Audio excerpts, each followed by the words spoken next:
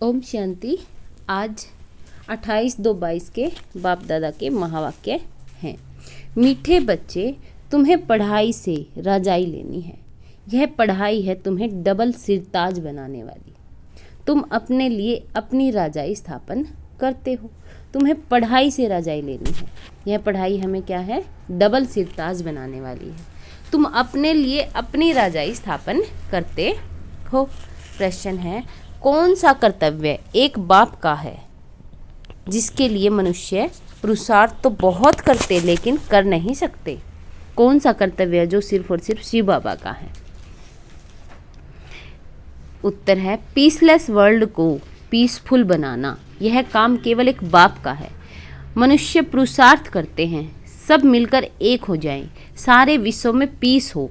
एक दो को पीस प्राइज भी देते हैं, परंतु उन्हें पता ही नहीं कि जब दुनिया में राम राज्य था तब पीस थी। अभी रावण राज्य है, यहाँ पीस हो ही नहीं सकती। गीत, किसने यह सब खेल रचाया? ओम शांति। बच्चों के दिल में आया कि पारलौकिक बाप आया है लेने के लिए। कहाँ ले जाएगा? शांति धाम। फिर क्या होगा? जिन्होंने अच्छी रीति पढ़ा है वह सुखधाम में आएंगे। फिर शांति धाम में जाने के बाद क्या होगा? जिन्होंने अच्छी तरह पढ़ा है, जिन्होंने अच्छी तरह धारणा की है, वो फिर क्या करेंगे? सुखधाम में, स्वर्ग में आएंगे। वहाँ आना है वाया मुक्ति धाम। वहाँ कैसे आते हैं हम? वाया मुक्ति धाम होकर। पहले शांति धाम में जाएंगे, फिर सुखधाम में आएंगे। आत्मा समझती है कि बेहद का बाप सुख देने के लिए आया है। सारा दिन यह याद रह सकती है। जिन्हों को निश्चय नहीं वह यहाँ आ ही नहीं सकते। तुम ईश्वरीय औलाद हो। बाबा भी समझते हैं मैं बच्चों के सामने आया हुआ हूँ।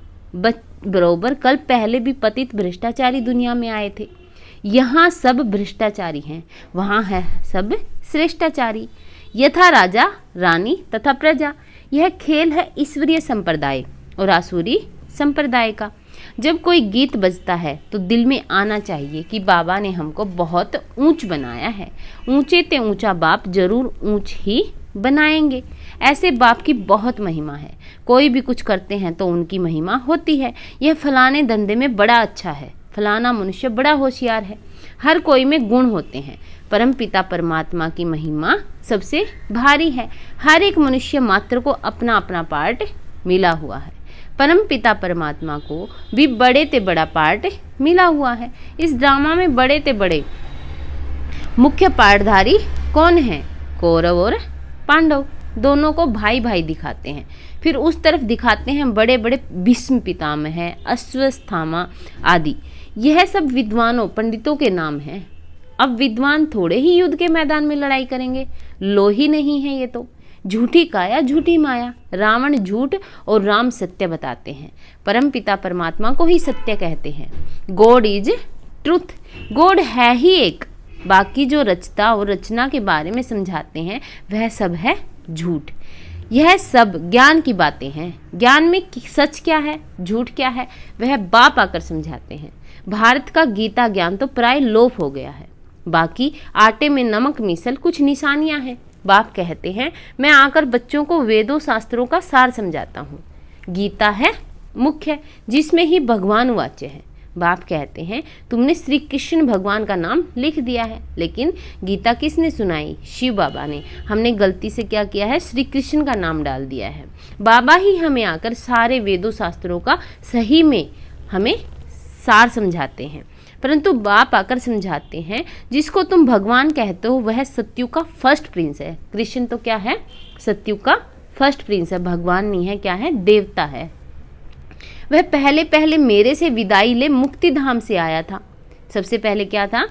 कृष्ण मुक्ति धाम से बाबा से विदाई लेकर आए थे सत्यु का प्रिंस बनने। अच्छा, श्री कृष्ण की इतनी महिमा है, उनका बाप भी तो होगा ना। जैसा बाप वैसा बच्चा। श्री कृष्ण के बाप की महिमा कहाँ गई? उसने किससे वर्षा लिया? श्री कृष्ण है सत्ययुग के आदि का।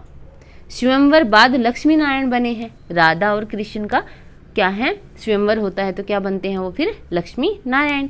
कितने धनवान थे, इतना धन उन्हों के पास कहाँ से आया? कहाँ से आया? बाबा क्वेश्चन मार्क लगा रहे हैं। इस समय तो कुछ भी नहीं है। क्या हुआ? इतने पदार्थ कहाँ से और कैसे मिले? किसने दिया?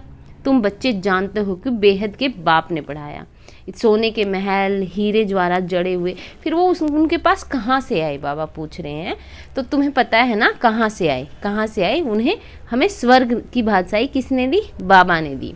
इस पढ़ाई से बरोबर तुम सतयुग के राजा बनने वाले हो। वह जो अल्पकाल के लिए विकारी राजाएं बनते हैं, वह कोई नॉलेज से नहीं बनते हैं। जो बहुत दान पुण्य करते हैं, वह जाकर साहूकार घर में जन्म लेते हैं। यहाँ तुम पढ़ाई से राजा महाराजा बनते हो, सो भी डबल सिरताज। तो कहते हैं सब कुछ करके अपने आप छिपाया। तुम जो बच्चे हो जानते हो, बाप ने राज्य दिया था, बड़े सुखी थे। देवताओं का पूजन कितना अच्छा होता है। पूजन देखना हो तो श्रीनाथ द्वारे जाओ। देवताओं के जड़ चित्रों पर इतना माल चढ़ाते हैं, तो खुद जब मालिक होंगे तो क्या नहीं खान पान होगा। नई दुनिया है ना, नई खेती माल अच्छा देती है, पुरानी होने से ताकत कम हो जाती है। तुम बच्चों ने साक्षात्कार किया है। बाप समझाते हैं ऐसे था ना, फिर क्या हुआ? शुरू में दादियों को साक्षात्कार होते थे सतयुग के, स्वर्ग के। वहाँ पे देवी देवताओं के साथ वो खेलती थी। तो बाबा बोल रहे हैं कि तुमने तो साक्षात्कार भी किए हैं। तुम्हारे ऊपर 5 विकारों रूपी माया आकर चटकी और तुम कांटे बनते गए। बबूल का झाड़ होता है ना, उसमें कांटे बहुत होते हैं, उसको कहा जाता है कांटों का जंगल। इसमें एक एक मनुष्य कांटा है, काम कटारी चलाते रहते हैं। माया के चटकने से रावण राज्य हो गया है। तुम हो गुप्त वेश में, किसको भी पता नहीं। तुम बच्चे अभी कल्प पहले मुआफिक श्रीमत पर चल रहे हो। सिर्फ कल्प पहले मुआफिक नहीं, कल्प कल्प के मुआफिक।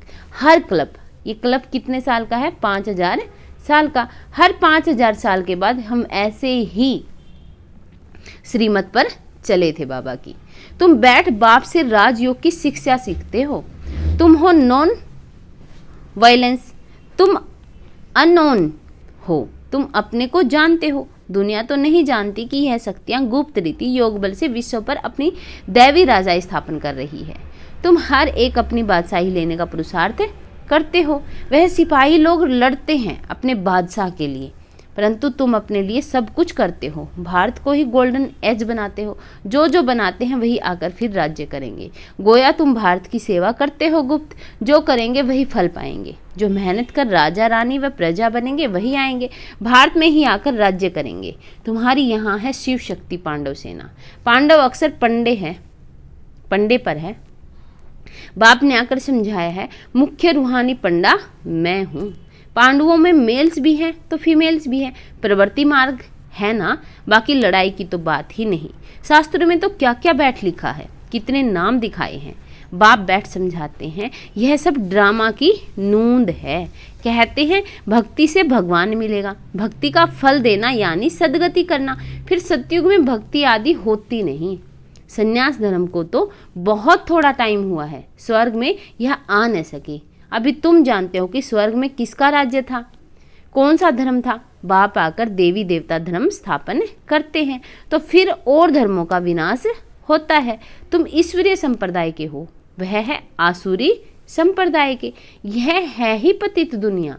अभी तुम सब कहेंगे हम ईश्वर की औलाद हैं। ईश्वर कौन है? यह निराकार शिव है, ब्रह्मा नहीं। लोग समझते हैं ब्रह्मा ही ईश्वर है, लेकिन ब्रह्मा तो ईश्वर नहीं है। ईश्वर तो सिर्फ एक है, वो है निराकार शिव बाबा। ब्रह्मा तो क्या है? हमारे अभी प्रजापिता ब्रह्मा बोलते हैं। अब ब्रह्म को पिता परमात्मा थोड़े ही कहेंगे, अपने को ईश्वर कहते हैं। नाम रख दिया है ब्रह्म ज्ञानी, कोई अर्थ ही नहीं। ब्रह्म है तत्व है जहाँ हम आत्माएं रहती हैं। शालिग्राम भी कहते हैं। रुद्र यज्ञ जब रचते हैं तो परम पिता परमात्मा का बड़ा शिवलिंग और छोटे छोटे शालिग्राम बनाते हैं, परंतु ऐसे है नहीं। परमात्मा बड़ा और आत्माएं छोटी नहीं, उनको कहा जाता है परम पिता परमात्मा, सुप्रीम सोल, परम धाम में रहने वाली आत्मा। आत्मा याद करती है ऑर्गेन्स द्वारा। अभी यह सब बातें तुम जानते हो। रचता और रचना के आदि मध्य अंत और मुख्य पाठधारी कौन है, कैसे पाठ बजाते हैं, कौन कितना जन्म लेते हैं, तो यह हिसाब होगा ना, परंतु इनमें भी जाने की दरकार नहीं। बाप कहते हैं बच्चे यह है तुम्हारा धर्माऊ जन्म। 84 जन्म तो ठीक हैं, यह है धर्माऊ कल्याणकारी जन्म। अभी हमारा कल्याण होने वाला है, इसलिए यह कल्याणकारी जन्म और कल्याणकारी युग कहा जाता है। इस संगम का किसको पता नहीं है। संगम को युगे युगे कहा है तो 4 संगम रख दिए हैं। बाप कहते हैं नहीं, यह तो उतरती कला के हैं। सतयुग से त्रेता होगा तो 2 कला कम होंगी, फिर द्वापर से और कम हो जाएंगी, पतित बनते जाते हैं। यह है वैरायटी धर्मों का झाड़। कितनी भाषाएं हैं, कितनी अशांति है। अब तुम बच्चे जानते हो स्वर्ग में अशांति हो नहीं सकती। यहाँ बहुतों को पीस प्राइज मिलती है। पीस तो है ही नहीं, पुरुषार्थ करते हैं मिलकर एक हो जाएं। पोप भी कहते हैं कि वननेस हो जाए। सभी ब्रदर्स हैं ना, परंतु आपस में बनती क्यों नहीं है। उन्हों को ड्रामा का तो पता नहीं है। जब दुनिया में एक राम राज्य था तो पीस थी, अभी तो रावण राज्य है, अनेक धर्म है। अब इस पीसलेस को फिर से पीसफुल बनाना एक बाप का ही काम होगा ना। पीसलेस को फिर से पीसफुल बनाना सिर्फ एक बाबा का काम है। यह तो दुनिया का प्रश्न है ना। वर्ल्ड के फादर को फूरना रहेगा ना। बाप कहते हैं मैं ही वर्ल्ड को पीस में लाता हूँ। भारत में पीस थी ना, पीसलेस आत्माओं को वापस घर ले जाते हैं। वर्ल्ड की पीस के लिए वर्ल्ड गॉड फादर को आना है, उनका ही पार्ट है। तो कहते हैं सब कुछ करके सबको सुख शांति दे करके फिर छिप जाते हैं। ऐसा छिप जाते हैं जो सतयुग त्रेता में भी कोई नहीं जानते, द्वापर कलयुग में भी नहीं जानते। जब तक खुद न आकर अपना परिचय दें। देवताएं भी नहीं जानते, अपनी आत्मा को जानते हैं, बाकी रचता को नहीं जान सकते। बाप कहते हैं यह नॉलेज प्राय लोप हो जाती है।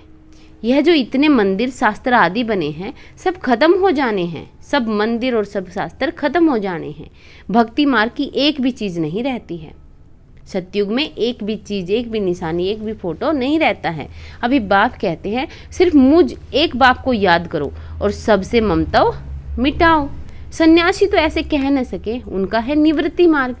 पावन से पतित, फिर पतित से पावन तुमको बनना है। सन्यासियों का भी ड्रामा अनुसार पार्ट है। यह न हो तो भारत और ही दुखी हो जाए, क्योंकि सन्यासियों के बल पर ही इतने साल तक भारत टिका रहता है। 2500 साल हो गए ना हमें विकारों में आए हुए, तो 2500 साल तक किसके दम पर टिका हुआ है भारत? सन्यासियों की पवित्रता पे टिका हुआ है। अभी मुख्य बात है ही पवित्रता की। पवित्रता की ताकत से तुम पतित सृष्टि को पावन बनाते हो। बाप की श्रीमत है, बाप की श्रीमत से हम आत्माएं बाबा के साथ जाने वाली हैं। पवित्र बनते बनते हम पहुंच जाएंगे। यह यात्रा बहुत वंडरफुल है। हे रात के राही थक मत जाना। सत्युग को दिन कहा जाता है। पहले तुम स्वीट होम जाकर फिर दिन में आएंगे। पहले हम स्वीट होम यानी शांति धाम में जाएंगे, फिर हम दिन यानी कि सतयुग में आएंगे। तुम हो रूहानी यात्रा के ब्राह्मण। कितना समझने की बातें हैं।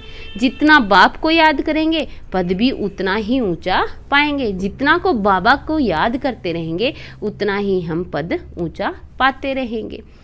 अगर हम बाबा को कम याद करेंगे तो राजधानी में प्रजा में जाएंगे, दास दासियों में जाएंगे। लेकिन अगर हम बाबा को अच्छे से याद करेंगे, धारणा करेंगे, तो हम राजा रानी बनेंगे। कमाई बहुत है, नहीं करेंगे तो भस्मीभूत हो जाएंगे। कुछ तो मेहनत करनी चाहिए ना। लौकिक बाप को उठते बैठते चलते फिरते याद करते हो ना। उठते बैठते खाते पीते चलते फिरते हर काम करते बाबा को याद करना है। हर काम में बाबा का साथ लेना है। पारलौकिक बाप को तो क्यों भूल जाते हो? लज्जा नहीं आती है क्या?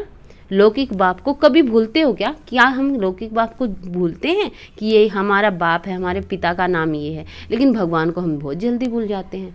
पारलौकिक बाप जिसे स्वर्ग का वर्षा मिलता है उनको भूल जाते हो तो वर्षा भी भूल जाएगा। फिर क्या पद पाएंगे? युक्ति से बतलाते रहते हैं बस बाबा आया कि आया। हमको अब यह शरीर भी नहीं चाहिए। बड़ी मीठी नॉलेज है, देने वाला भी बड़ा मीठा है। आधा कल्प दुख में याद करते आए हो। बाबा हमको सभी दुखों से छुड़ाओ। अब तुमको सभी दुखों से छुड़ाते हैं। अगर हमारी मत पर चलेंगे तो मैं तुम्हारा बाप हूँ ना। फिर क्यों कहते हो कि बाबा हम भूल जाते हैं? तुम बच्चे हो ना, शांति धाम सुखधाम जाएंगे ना। मुझ बाप को याद नहीं कर सकते हो, मैं तुम्हें डबल सिरताज बनाऊंगा। बच्चे कहते हैं हाँ बाबा याद करेंगे, फिर कहते हो भूल गया। कहते हैं हाँ बाबा मैं याद करूंगा, लेकिन फिर कहते हैं कि बाबा मैं तो भूल गया। वंडर है ना, इतना स्वर्ग का वर्षा मिलता है, तुम भूल जाते हो। अच्छा, मीठे मीठे सिकील दे बच्चों प्रति माता पिता बाप दादा का याद प्यार और गुड मॉर्निंग। रूहानी बाप की रूहानी बच्चों को नमस्ते।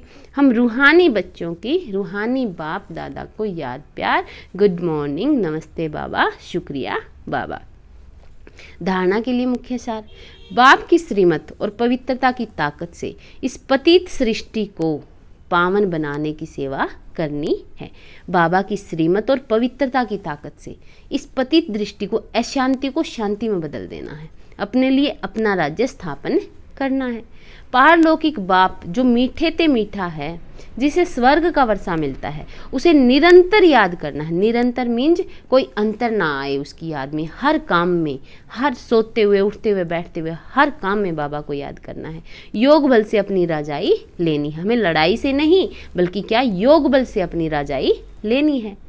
वरदान है, हर बोल द्वारा जमा का खाता बढ़ाने वाले, आत्मिक भाव और शुभ भावना संपन्न भव। हर बोल द्वारा जमा का खाता बढ़ाने वाले, आत्मिक भाव